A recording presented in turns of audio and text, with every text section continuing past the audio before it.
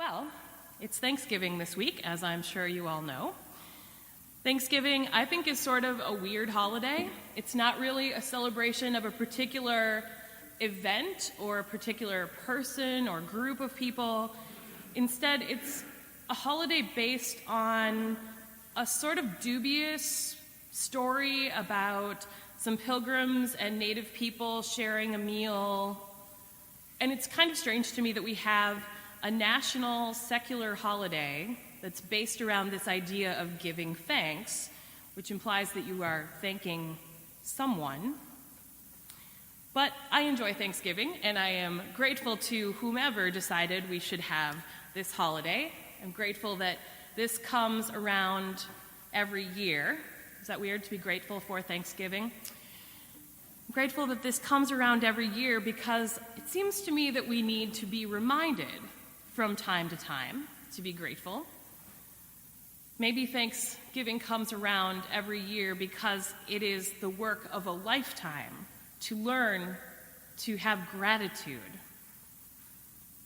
And anyway, regardless of what actually happened between the Pilgrims and the Native Americans, I think it's probably appropriate that we ponder this week that one of our defining national stories in the United States is about two groups of strangers who did not trust each other, but who came together despite the fact that they were, in fact, imminently dangerous to one another, who came together and shared a meal. Because together, there was enough. Now, when I was about 22 years old, I was just out of college, and I took a trip out to Los Angeles. And lots of things were supposed to happen on this trip. Did any of you take the just out of college sort of trip across the country thing? Lots of things that were supposed to happen did not happen. I was supposed to go with a friend. She had a family funeral and had to back out the day before we left. We were supposed to visit somebody that I had been dating. We broke up 3 days before I left. My paycheck didn't come through and wasn't in my bank account on the day that it was supposed to be. And I was working in a restaurant then, and I hadn't made as many tips as I expected. And so I had pawned my guitar so that I would have enough money to get by while I was there. This was a big thing for me. And so I'd pawned my guitar, but even that had brought basically a pittance. And so I arrived at the Orange County airport, and I went to rent a car because I needed to get to Pasadena. But I didn't realize that because I was under 25, they were going to charge me this ridiculous deposit that was about 3 times the fee of the actual car rental. And they went to put the rental fee on my credit card, and I did not have anywhere near the amount of money that was needed to cover that deposit. So I was standing at this rental counter in LA, trying to figure out how I was going to get to Pasadena, and basically I was about ready to sit down on the floor and cry because I was heartbroken and alone and broke and just had no idea how to be an adult in that situation. And it was sort of the first time, maybe in my life, that I wanted to just sit down and be like, Mom! But my mom could not have helped me in this situation, which was part of the problem. But there were 2 businessmen in the line behind me, and they overheard some of this problem, and they offered to take me to Pasadena, which was close to where they were going. And yes, I know that young women getting in cars with strange men is a bad idea and often does not end well.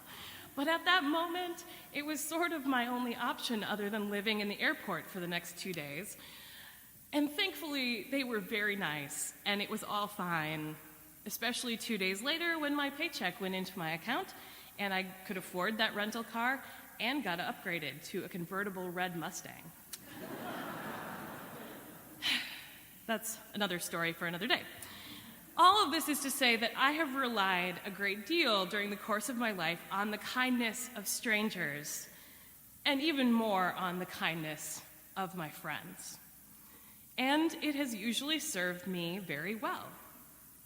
I cannot even count for you the number of times when I was down to sort of scrounging under my car seats for change to buy gas, and someone would come along with just a little something to get me by, which in some ways has made me a little blasé about money and things. I tend to sort of not hold on to that really tightly, and money will come and go, and I sort of don't pay a lot of attention in ways that aren't always good. But together, for me, has always been enough. I've also realized pretty recently that I have spent most of my life operating out of a mentality of scarcity when it comes especially to my monetary resources. So while I'm happy to be kind to someone who's in trouble, and I often know sort of where to point them to get the help that they need, I've never been the person with spare money to give or things to give. So what I've told myself for many years is that what I have to give in the world is my time and my talent, and I don't need to worry about the finances and the stuff. And I haven't seen this as fearfully gripping my assets, because I've never thought of myself as someone who had any assets. Recently, I've been in this position, however, in which several situations have come up in my life where someone else has needed some kind of help. And my first reaction has been, well, I just can't. I don't have the money. I can't make this work. I don't have it to give. But you know what? That just was not true. Just absolutely not true at all. And I'm not rolling in money or anything. That's not what you go into this vocation to do. But I have come a long way from the years in which I had to choose between my student loan payments and my utility bill and maybe not pay them all at all because I had to buy groceries. That's not the phase of life that I am in right now. So I thought, okay, I will help, and I might have to tighten my belt a little bit to make this work, and it might hurt me a little to help this person, but it'll be good for me, because I'm a Calvinist and I think I need to suffer. So this is a good spiritual discipline for me. But it didn't hurt. Not at all. I barely noticed, if you want to know the truth.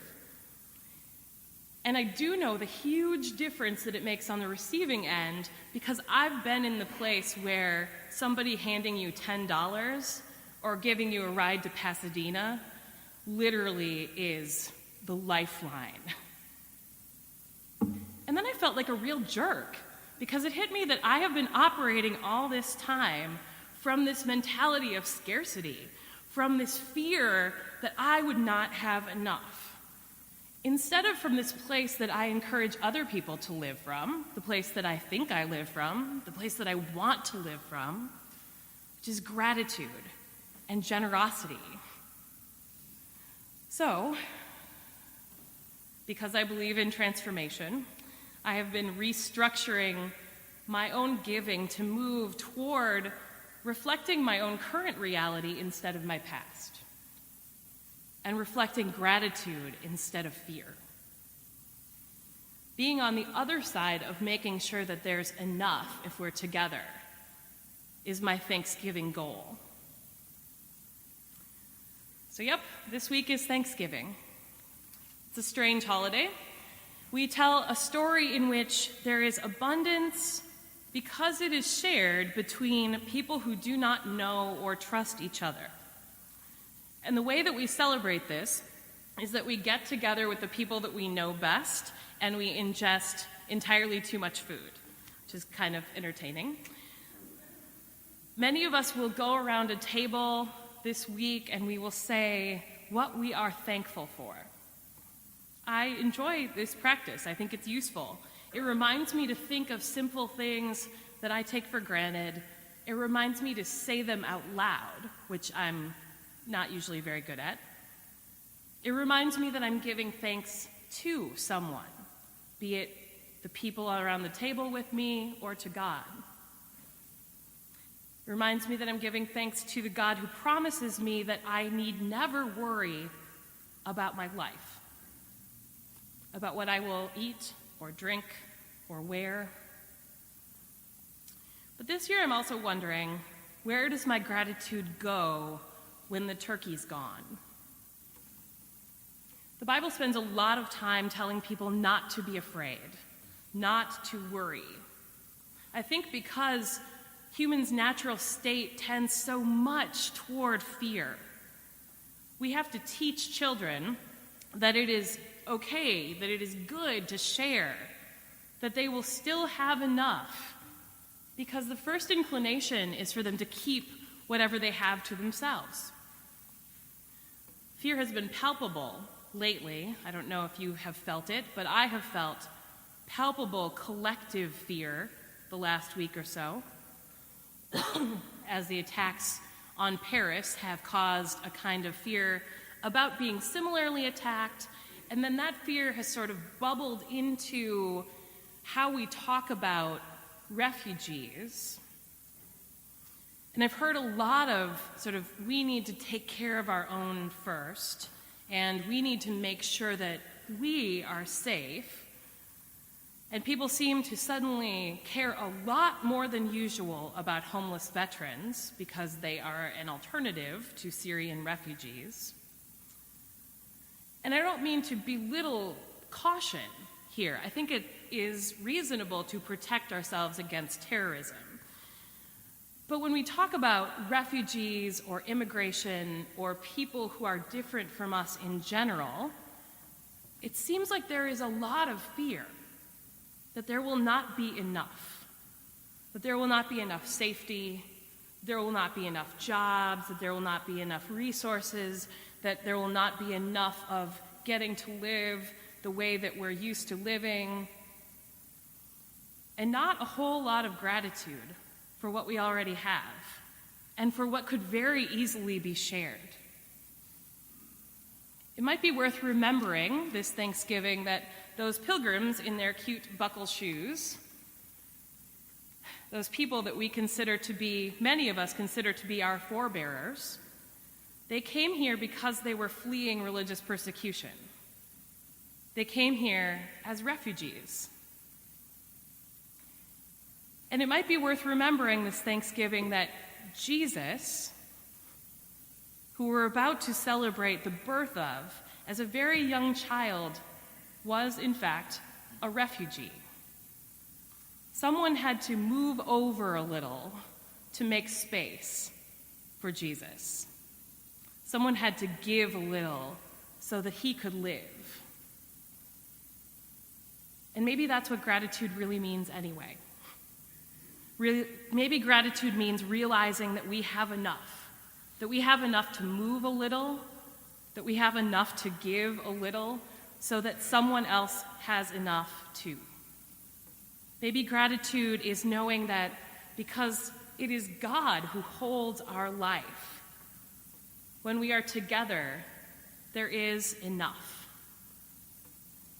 In the name of the Creator and the Redeemer and the Sustainer, amen.